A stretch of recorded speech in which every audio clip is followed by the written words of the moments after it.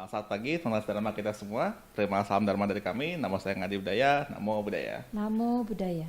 Jadi pada hari ini kita ada acara spesial ya, yaitu kita mengadakan podcast kita yang pertama di Wihara Sejahteraan. Mungkin sebelum kita masuk ke topik di podcast kita hari ini, kita perkenalan dulu ya pertama-tama dari saya sendiri, Erwandi Wijaya. Kemudian ada teman saya di sini. Saya Brian dari Wihara Kesejahteraan Kosambi. Nah, hari ini kita kedatangan tamu spesial nih dari Boyolali. Langsung aja kita perkenalkan Ayah. Baik, terima kasih. Sebelumnya terimalah salam kasih dalam Dhamma. Namo Sang Hyang Adi Budaya, Namo Buddhaya. Namo Buddhaya. Perkenalkan, saya Bhikkhuni Samodana yang biasa kalau di wihara itu dipanggil dengan sebutan Ayah atau Ayah Samo. Nah, kebetulan saya dari Wihara Weluwana, Ampel, Boyolali. Jadi bagi teman-teman yang berkunjung ke Jawa Tengah, boleh mampir seperti wihara sendiri. Mungkin itu ya, terima kasih. Oke, ini kalau kita ngomong-ngomong soal acara di wihara ya, kalau nggak salah kan dari bulan Juli sekarang juga nih. Nah, Bray, masih ingat nggak sih Bray? Kenapa sih kita bikin podcast kita hari ini tuh? Untuk merayakan apa sih podcast ini sebenarnya? Nah, sebenarnya ini tuh kan bulan Juli tuh, 2 bulan setelah Waisak. Nah, 2 bulan setelah Waisak tuh biasa kita akan bikin acara Asada tuh. Nah, kira-kira Asada itu acaranya apa aja sih? Dan kita memperingati apa tuh di hari Asada? Kepada Ayah kita boleh mungkin menjelaskan sedikit? Oh iya, biasanya kalau kita di wihara-wihara, perayaan Asada itu tidak cukup dengan ritual saja, tetapi juga diikuti dengan kebajikan-kebajikan lainnya. Nah, kegiatannya macam-macam ya, mungkin dapat masangan pelita, fungsen, namun tidak mengurangi esensi nilai hari perayaan Asada tersebut. Perayaan Asada itu kita rayakan biasanya setelah 2 bulan perayaan Waisak. Jadi jatuh pada bulan Juli dan Agustus.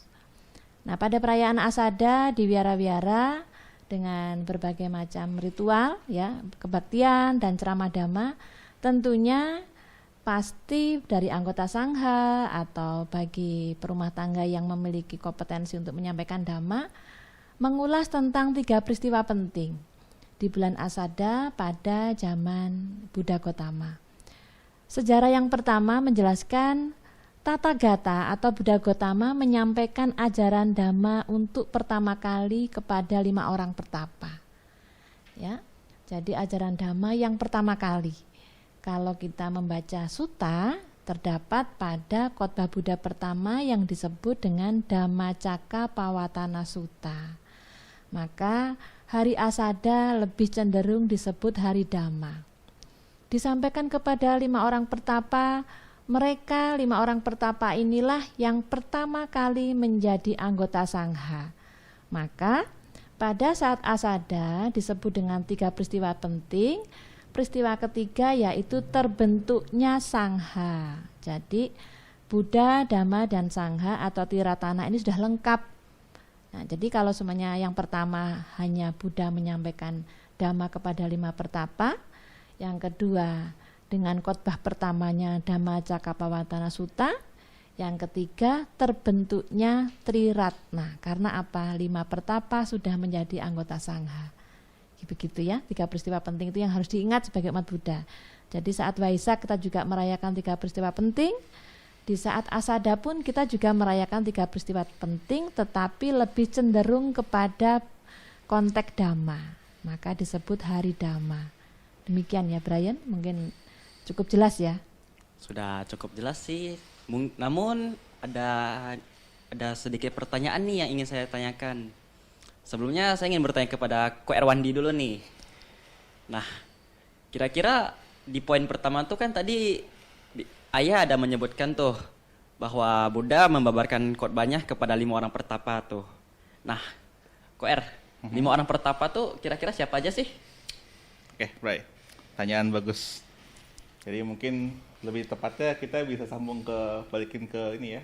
Ayah Samodana, soalnya saya sendiri pun nggak hafal juga nih ngotapnya siapa aja. Waduh.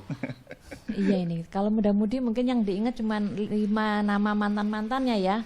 Atau mungkin 2 nama papa mamanya dan 3 saudaranya ya.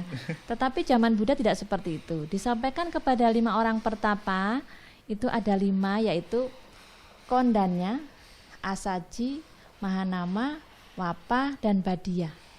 Jadi 5 orang pertapa inilah yang menjadi anggota sangha pada saat itu sebagai komunitas biku. Jadi 5 orang pertapa ya, 5 nama ini harus diingat sebagai kita umat Buddha yang menjadi generasi Buddhis berikutnya. Kalau kita tidak tahu dengan nama 5 pertapa ini, bagaimana sejarah asada nanti bisa kita sampaikan kepada adik-adik kita atau teman-teman kita, khususnya di wihara yang tidak mengikuti kegiatan atau acara-acara asada setiap tahunnya. Nah itu tuh makanya diingat KOR. Sendiri hafal gak? Untuk sekarang mungkin udah hafal sih. Oke. Nah untuk pertanyaan lainnya masih ada nih.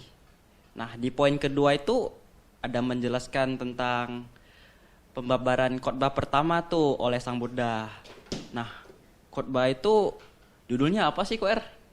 Tadi nggak salah kan Dhammacakkappavattana Sutta ya, siraku. Ya, betul. Khotbah Buddha pertama itu disebut Dhammacakkappavattana Sutta, di mana khotbah pertama ini membahas tentang 4 kebenaran mulia. 4 kebenaran mulia ini apa saja Bante atau Ayah? 4 kebenaran mulia ini meliputi duka, ya, sebab duka, jalan menuju lenyapnya duka, dan lenyapnya duka. Waduh, ini kita belajar agama Buddha nih duka-duka mulu ya. Jadi seperti ini, kalau dalam konteks duka yang diajarkan Buddha bukan berarti yang akan menimbulkan pemikiran bagi umat Buddha bahwa belajar agama Buddha atau menjadi penganut atau menjadi pengikut Buddha itu hanya berkutat dengan duka. Tadi kan saya mengatakan saat Buddha membabarkan Dhammacakkappavattana Sutta membahas tentang 4 kebenaran mulia, yaitu duka, sebab duka, jalan menuju lenyapnya duka dan lenyapnya duka. Tolong jangan diartikan sesuatu yang lebih kepada penderitaan melulu. Maksudnya hanya penderitaan terus yang dibahas oleh konteks Buddha ini, tetapi tidak. Di sini Buddha mengajak kita untuk belajar menata batin kita masing-masing.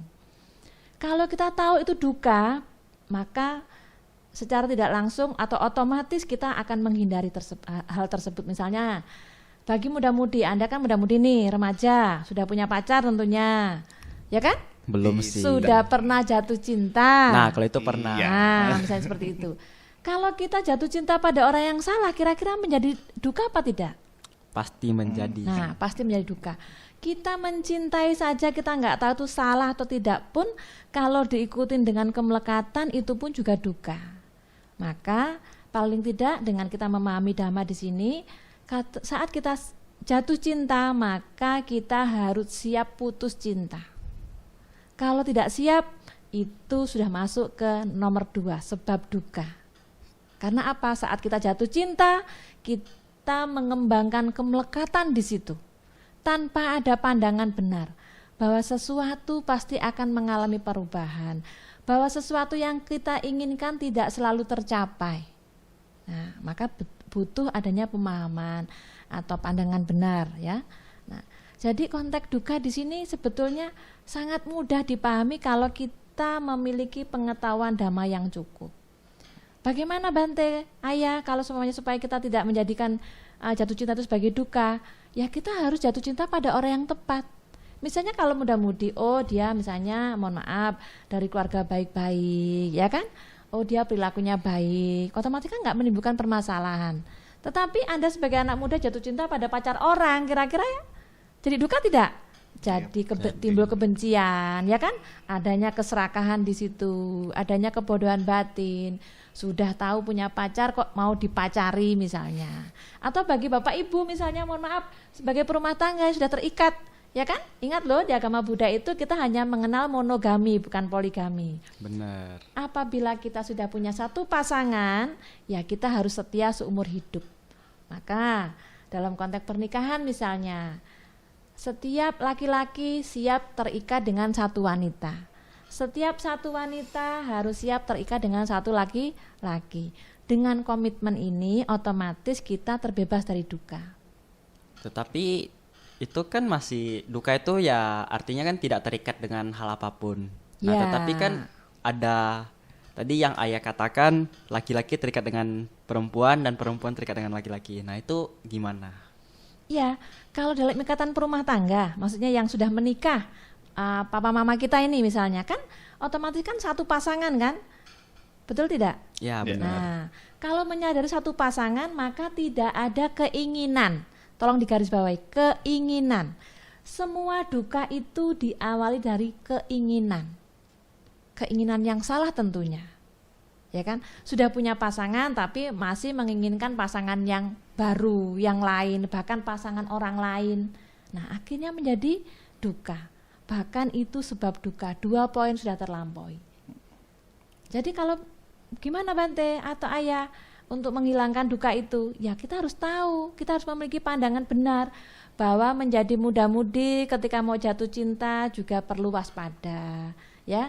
Perlu tahu siapa yang akan hati saya akan saya berikan kepada siapa juga harus tahu. Sebagai perumah tangga maksudnya yang sudah menikah, kita harus tahu saya sudah terikat loh. Saya sudah menjadi suami, saya sudah menjadi istri, maka saya harus bisa menerima kelebihan dan kekurangan pasangan saya. Itu bisa dilakukan dengan perenungan, menyadari setiap saat bahwa saya sudah terikat dalam ikatan pernikahan seperti itu. Itu salah satunya jalan menuju lenyapnya duka. Ketika memahami itu sudah, akhirnya kita tidak punya duka lagi. Hubungan suami istri berjalan dengan normal. Bagi Anda yang muda-mudi jatuh cinta, tidak merebut pacar orang, itu pun juga akhirnya juga bisa berjalan dengan baik. Bahkan mungkin bisa sampai nanti ke pemberkahan pernikahan. Karena apa? Kita tahu dia dari keluarga siapa, perilakunya seperti apa, ya kan? Dia tidak terikat dengan siapapun, ya kan? Ikatannya hanya kepada orang tua. Nah, Benar. hal-hal seperti ini yang kadang kita temui di kehidupan sehari-hari. Anak muda putus cinta, frustasi, ya, sekolahnya gagal, kuliahnya juga gagal, bahkan di pekerjaan juga gagal, menjadi individu di rumah, ya kan, putra mama papanya pun juga gagal karena nggak menjadi anak yang baik. Nah, seperti itu. Jadi dengan menyadari, dengan memahami kondisi-kondisi yang ada di sekeliling kita, ketika kita mengambil sikap, itu bisa menghindari dari duka. Tapi ya aku juga kepikiran nih, misalkan kalau Iya. kita bilangnya itu kita harus aware nih dengan semua kemungkinan kita bilangnya ya. Iya. Karena tadi kan kalau kita berani suka sama orang, berarti harus terima kalau suatu nanti dia tuh bakal ninggalin kita. Iya. Gitu. Tapi bukannya kalau begitu malah bikin kita jadi ragu-ragu ya. Contohnya mungkin lebih konteksnya ke kita bilang, aku lebih ke pekerjaan mungkin kita bilang ya. Contohnya, mungkin aku bilang, aku mau buka usaha misalnya. Terus kita mikir, wah buka usaha butuh modal nih, modalnya berapa banyak nih. Ntar kalau gagal gimana, ntar kalau gini gimana. Ya kan yang itu malah bikin kita tuh jadi nggak jalan gitu loh. Kita malah nggak berani ambil langkah karena kita tuh mikirnya kepanjangan jauh gitu. Kita udah pikir, oh nih aduh ntar kalau gagal gimana nih, ntar ini gimana nih. Itu kan berarti kan malah bikin kita jadi nggak bisa maju ke depan tuh. Iya. Kayak kira-kira gimana sih pembawaan kita tuh biar tuh kita tuh nggak kebawa dengan demikian terlalu jauh sampai situ gitu loh. Ya. Karena kita harus tahu batasan juga kan berarti kan kalau gitu. Iya, betul. Betul, hal seperti itu butuh diantisipasi. Tetapi paling tidak ketika kita mengambil keputusan bahwa saya mau usaha A, ya kan? Ketika saya sudah mengambil keputusan, otomatis kan sudah melalui berapa tahap. Di antaranya saya punya modal, ya, tempat buka usaha di mana, situasinya bagaimana, peluang ke depan bagaimana, kan paling tidak sudah punya gambaran. Ketika kita sudah survei di lapangan, kita baru mengambil keputusan kan? Oh, modal saya cukup. Oh, di sana tempatnya aman, ya kan? Oh, kira-kira kalau misalnya saya buka dagang, anggap aja sembako, masyarakat membutuhkan.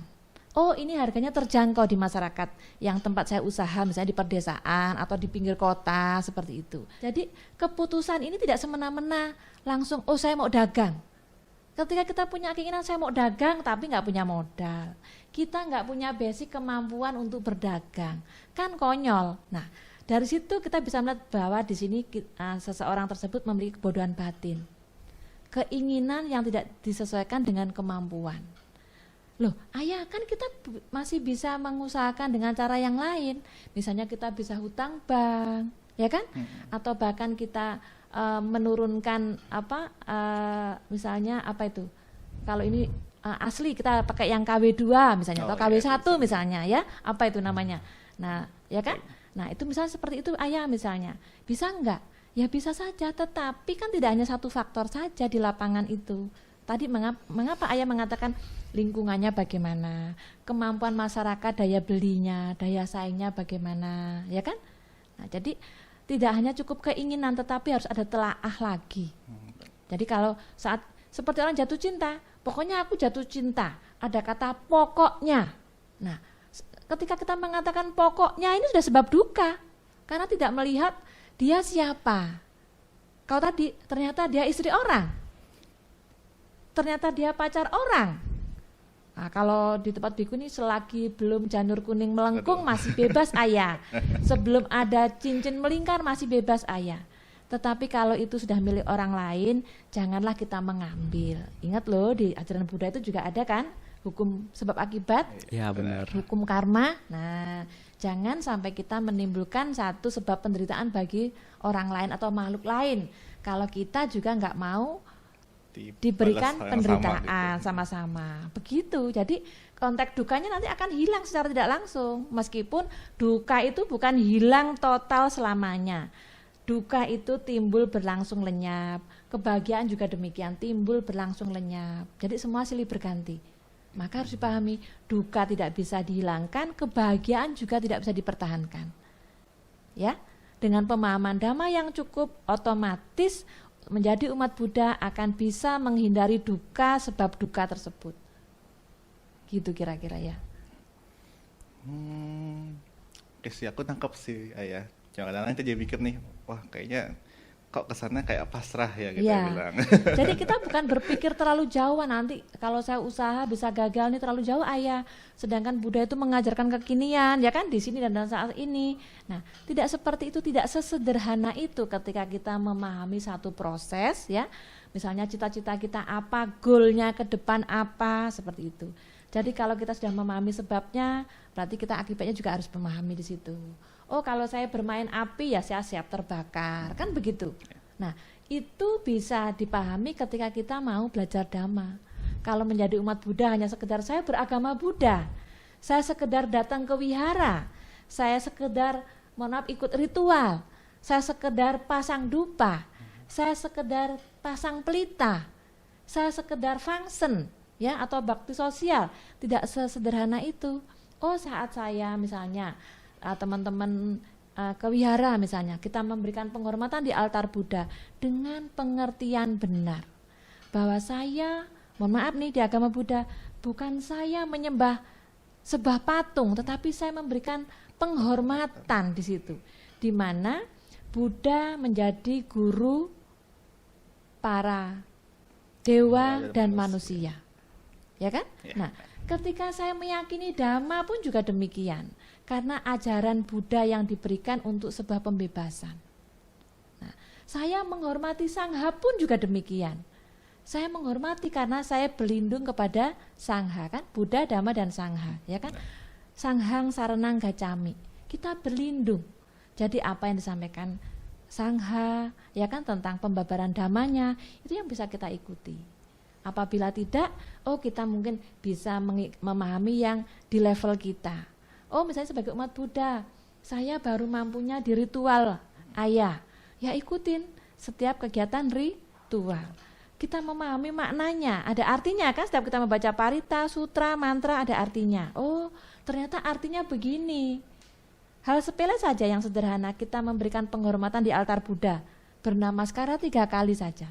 Kalau tidak dengan pemahaman Dhamma yang cukup, wajar saja ketika umat Buddha dikatakan penyembah patung atau penyembah berhala. Tetapi setelah memahami Dhamma, oh ini bentuk penghormatan. Nah, jadi beda lagi maknanya, begitu. Ya, tadi yang bayangin ya bro ya. Ya. Ya semisal kalau misalnya dulu tuh Buddha Gautama mungkin males ya, dia nggak mau ceramah nih, nggak mau sebarin Dhamma ke petapa. Wah, kita kayaknya sekarang udah nggak di wihara, kita udah nggak tahu nih kita di mana. Betul, mungkin nggak ada kita di sini, kita nggak akan berhadapan bertiga seperti ini ya. Nah, itulah salah satunya esensi ajaran Buddha atau esensi yang harus kita ambil setiap perayaan Asada, bahwa tanpa ada pembabaran Dhamma oleh Buddha kepada 5 pertapa, mungkin hari ini kita nggak ada. Hari ini nggak ada pemeluk agama Buddha atau yang meyakini ajaran Buddha tersebut, karena mungkin di Indonesia ini sebagai ajaran Buddha. Oh mungkin di negara lain bukan sebagai agama, tetapi sebagai jalan hidup atau filsafat seperti itu juga ada. Nah, jadi dengan adanya perayaan Asada setiap tahun ya diharapkan seluruh umat Buddha bisa memahami tentang apa yang sudah disampaikan oleh guru junjungan kita ya Buddha Gautama, bahwa ajaran sudah disampaikan untuk sebuah pembebasan. Karena apa? Saat kita masih dilahirkan sebagai manusia, sebagai makhluk hidup ya, otomatis masih ada sisi duka yang harus kita jalani di situ. Tetapi kalau kita ingin terbebas dari duka, maka kita juga bertekad untuk tidak terlahir lagi.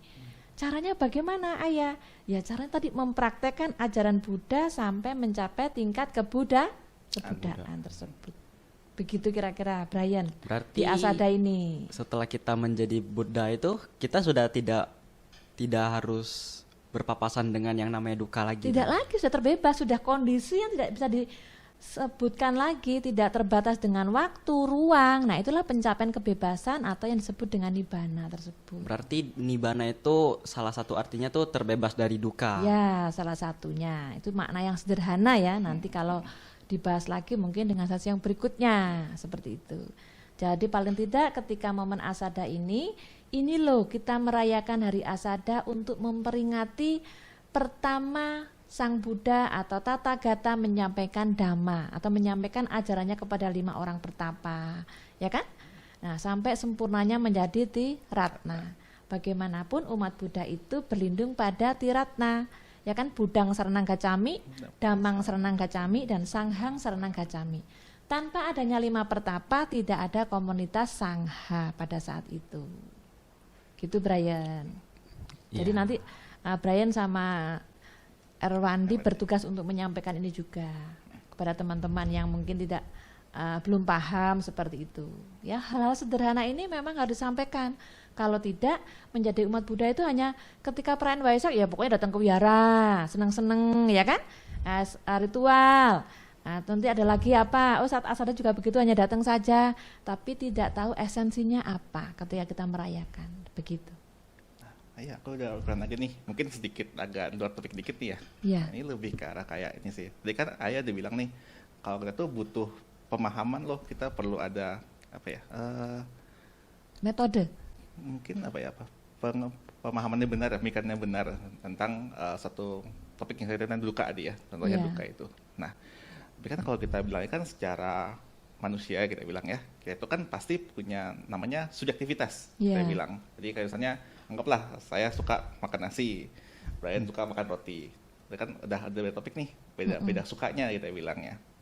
Nah, kira-kira gimana ya maksudnya kadang-kadang kan kalau kita bilang yang diberikan oleh mungkin dari Bante, mungkin dari Romo, itu kan mereka pasti akan berikan ajaran dengan cara mereka sendiri, mungkin dengan gaya mereka sendiri. Yang pasti tentunya ketika kita terima, mungkin kita olah lagi, kita kan berubah lagi nih.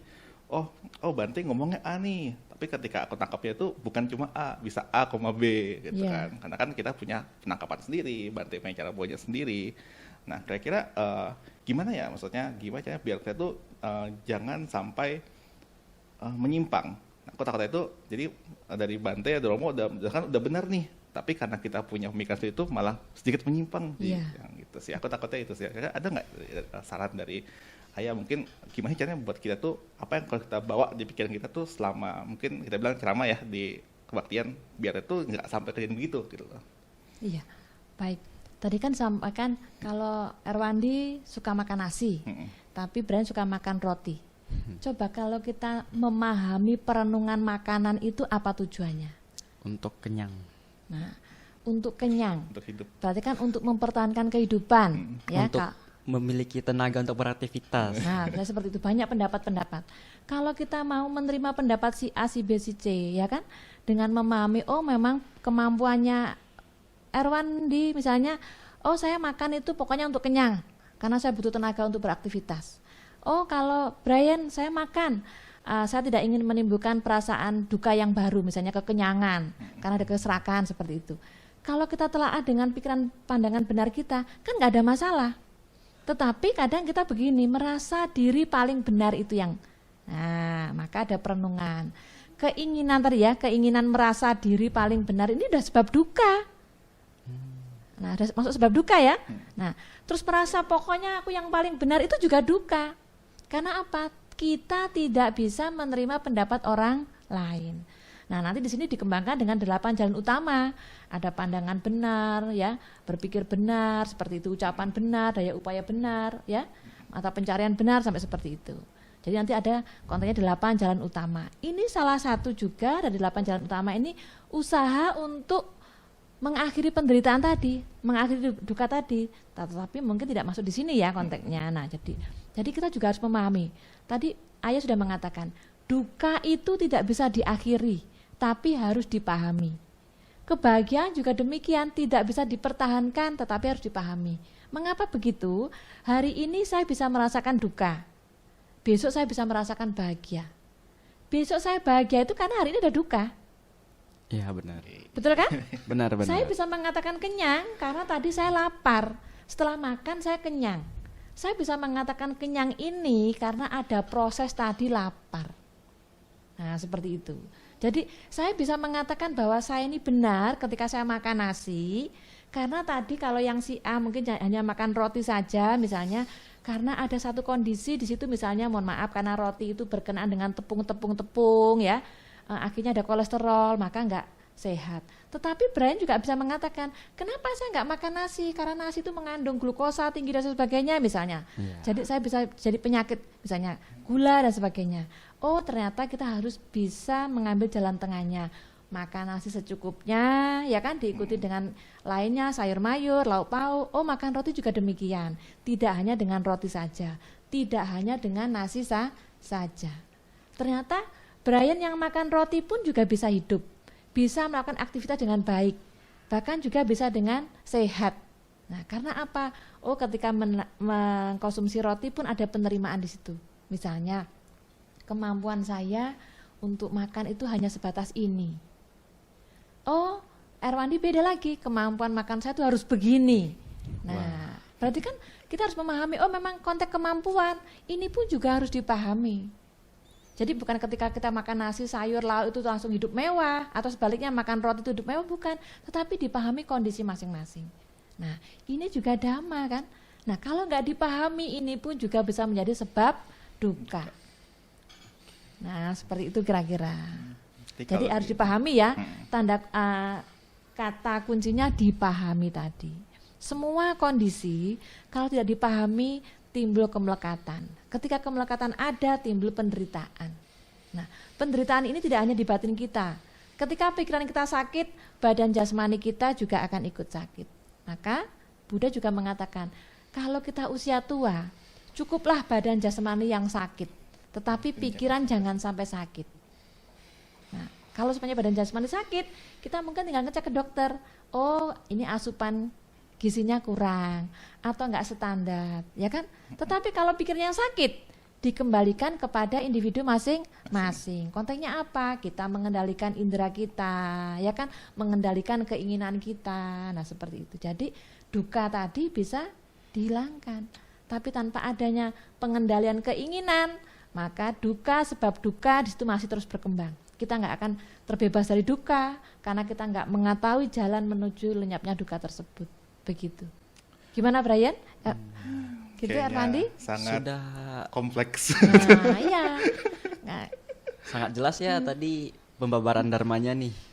Nah, jadi kira-kira tuh apa sih hal positif yang bisa kita ambil dari acara asada ini yang bakal kita adain nih di wihara nih? ya sangat banyak hal positifnya. Bahkan kalau dibilang hal negatifnya nggak ada.